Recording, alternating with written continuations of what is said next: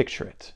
A city's horizon, lit by 1,000 lights that only serve to create more shadows. Corruption reigns, as those who truly control the city do so in secret. Hope is a fleeting light, as fleeting as the glow at the end of a cigarette.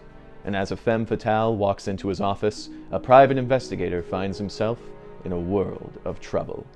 These are the aesthetics of noir, a style that has persisted and spread throughout many different artistic mediums. In the 40s and 50s, noir was just a term used for dark crime movies. But as our culture changed and evolved, so too did noir itself. Now we have noir movies, TV shows, video games, and of course, our favorite noir tabletop role-playing game, City of Mist. You can play City of Mist in whatever way you want, but its themes and mechanics are primarily inspired by the noir genre. On this week's video, we'll unpack just what noir is and how you can run a proper noir game. Now, it's tricky to define what noir is in the modern age. As our culture has grown, noir went from being a subgenre of film to a broad aesthetic that's defined more by its general feeling rather than its specific elements. To better understand it, let's start from the beginning. In the 1930s, the Great Depression left many Americans with a generational trauma that left them with a pervasive sense of cynicism. In the 40s, World War II would follow soon after. Men left their homes to die on the front lines. Women took up new jobs to support the war effort. And in the aftermath of the war, society became forever changed. This mix of cynicism and post-war disillusionment led to the rise of film noir. These movies would often feature jaded anti-hero protagonists, usually a hard-boiled detective or private eye, ending up in over their heads. As they struggle to solve a mystery or deal with an injustice, they find themselves embroiled in a complex web of criminal gangs and corrupt systems. Film noir would also be defined by its rainy scenes and high-contrast lighting, depicting a moody, dark world that was often confined to the streets of a city. All of these elements made film noir visually recognizable, but it was that pervasive sense of cynicism and moral ambiguity that truly came to define it. Even as film noir went out of style sometime in the 50s, the trappings of the genre would be carried on into new works and subgenres. In the 1980s, neo or neon noir would revive the genre with films like David Lynch's Blue Velvet and William Friedkin's To Live and Die in LA. As anxieties about technology also began to spread, tech noir arrived on the scene with films like James Cameron's Terminator and Ridley Scott's Blade Runner.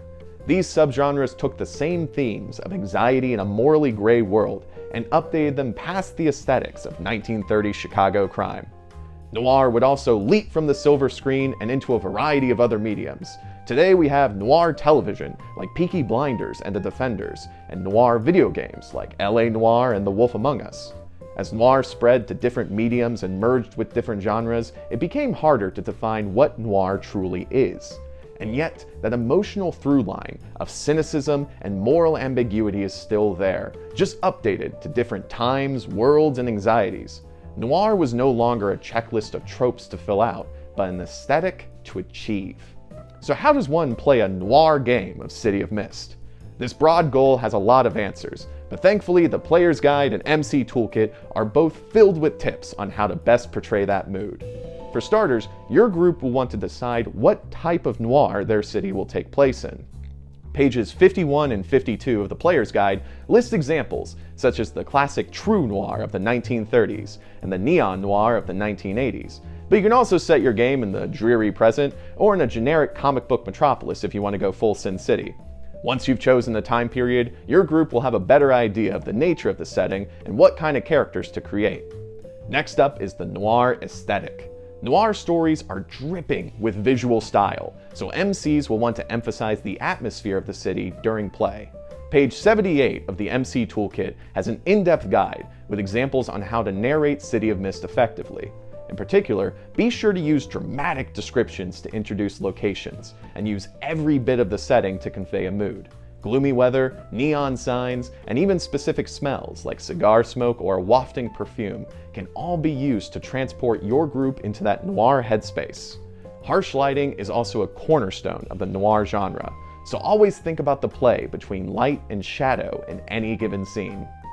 The stories and cases you play out also contribute to the noir mood.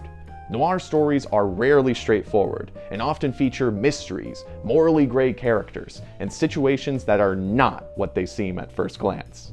The story arc book Knights of Paintown has 10 different cases that follow these rules, ranging from the murder mystery Killing Her Softly to the criminal turf wars of Albion Awakens. For more info on these cases, be sure to check out our video for Knights of Paintown. But arguably more important than the mystery of the case itself are the internal mysteries of the player characters.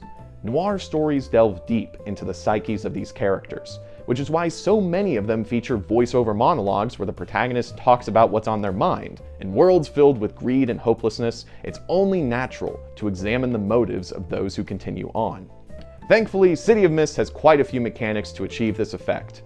Just like a classic crime film, every session starts with a voiceover monologue from one of the PCs, giving them the spotlight to talk about what their character is feeling. Every character also comes up with mysteries they want to pursue and identities they want to portray during character creation, giving natural motives to each PC.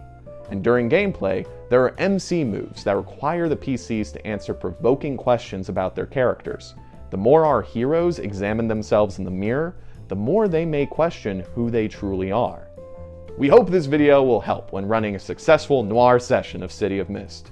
For more tips, be sure to check out the City of Mist Player's Guide and MC Toolkit, along with the story arc book Knights of Paintown for all kinds of noir storytelling. Do you have any questions about running a noir game? Let us know in the comments, on social media, or on the City of Mist Discord.